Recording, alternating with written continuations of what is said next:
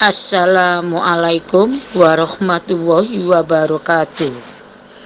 Selamat pagi anak-anakku semua, peserta MPLS SMA Kemala Bayangkari 2 Surabaya. Pagi yang cerah ini, Ibu berharap kalian tetap semangat, tetap sehat untuk memasuki materi MPLS di hari kedua. Materi hari ini adalah materi mengenai anti-radikalisme.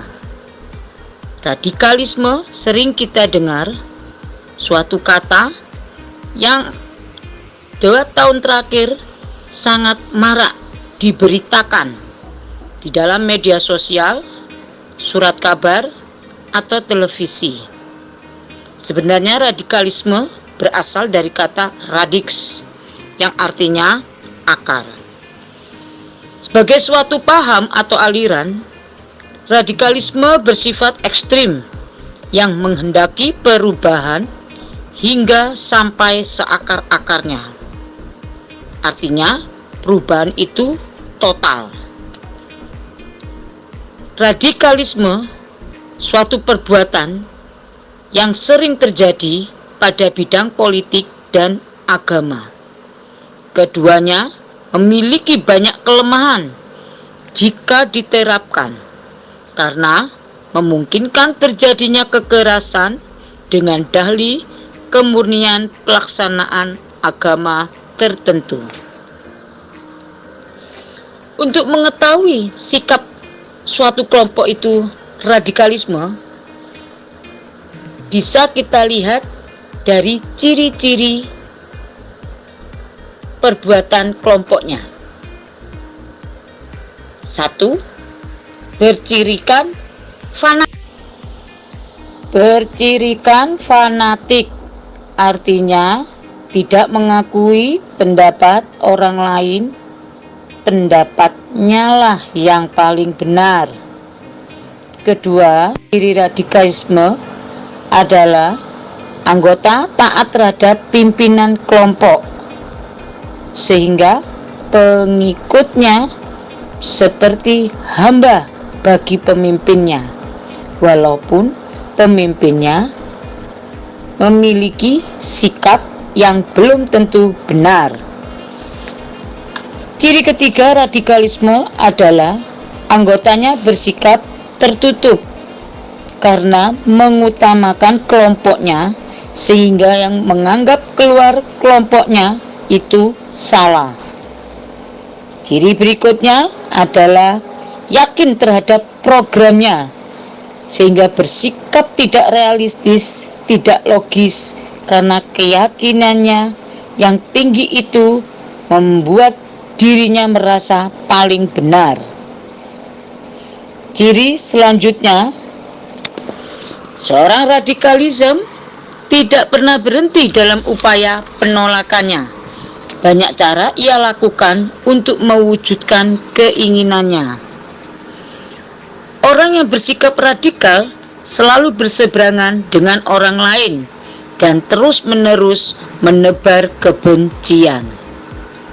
Satu hal yang paling sangat tidak terpuji dalam sikap radikalisme adalah kekerasan.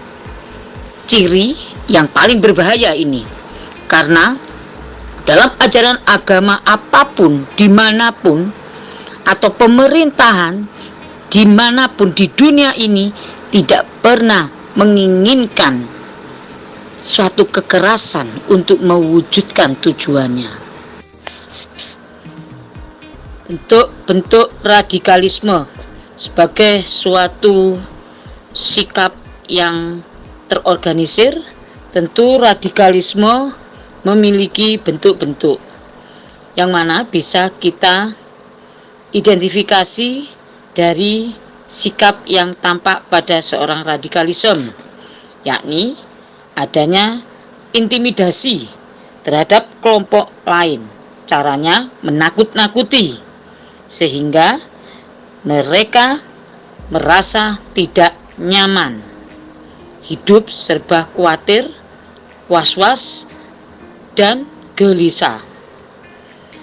Bentuk radikalisme yang kedua adalah mengenai labelisasi, yaitu memberikan penamaan kepada di luar kelompoknya dengan kata seperti kamu sesat, kamu kafir, kamu musyrik. Dengan kata-kata tersebut, maka yang lain salah, kelompoknya lah yang benar. Padahal tanpa ada dasar hukum agama yang kuat dan logis, hanya adanya kebencian.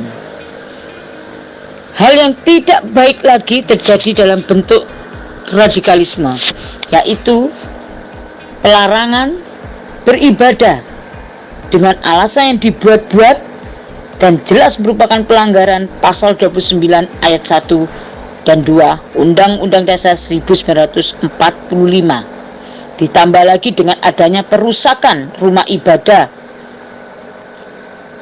dan juga melakukan bom bunuh diri yang 2 tahun lalu masih ingat segar dalam ingatan kita, adanya pengeboman di 3 gereja Surabaya.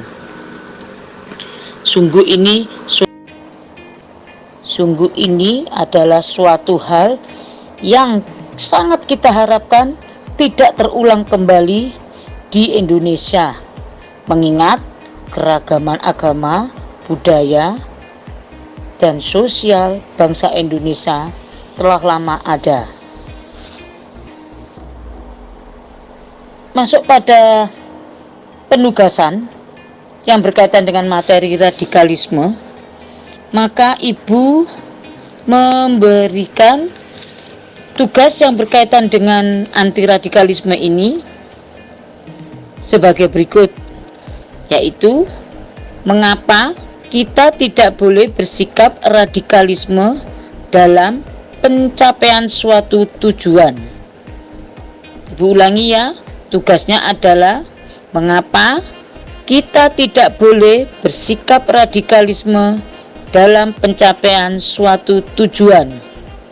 Untuk menjawabnya, cukup ditulis pada lembar kertas dan difotokan, lalu dikirim secara jabri kepada Ibu Rani. Sekian, terima kasih. Salam sehat.